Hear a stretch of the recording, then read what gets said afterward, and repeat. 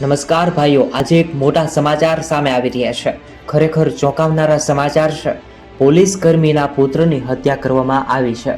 3 લોકોએ મળી નિવૃત્ત પોલીસ અધિકારીના પુત્રની હત્યા કરી અને પોલીસે આરોપીને પકડવા અલગ અલગ ટીમો પણ બનાવી છે. રાત્રે 8:30 વાગે આજુબાજુ તે કોલેજ સર્કલ પાસેથી નીકળ્યા હતા અને ત્યાંથી તે પસાર થઈ રહ્યા હતા. તે દરમિયાન અચાનક જ ત્યાં 3 લોકો આવી ગયા હતા અને પોલીસ કર્મીના પુત્ર પર તેમણે હુમલો કરી દીધો હતો. લોખંડના પાઇપો વડે તેમના પર હુમલો કરવામાં આવ્યો હતો અને ત્યારબાદ તે ખૂબ જ ઈજાગ્રસ્ત થયા હતા, જેમનું નામ વિનલ પટેલ છે અને તાત્કાલિક તેમને હોસ્પિટલમાં ખસેડવામાં આવ્યા હતા. ત્યારબાદ તબીબીએ તેને મૃત જાહેર કર્યા હતા.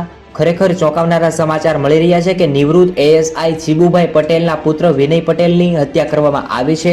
યુવકની હત્યાને લઈ અને ચકચાર મચી જવા પામી હતી, જ્યારે પોલીસ પણ દોડતી થઈ હતી.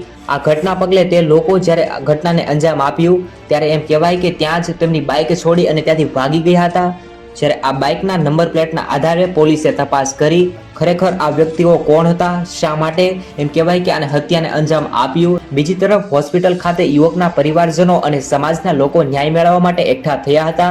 જ્યાં સુધી તેમના આરોપીઓ ન પકડાય ત્યાં સુધી પરિવારજનો આ મૃતદેહને સ્વીકારવાનો પણ ઇનકાર કરી દીધો હતો.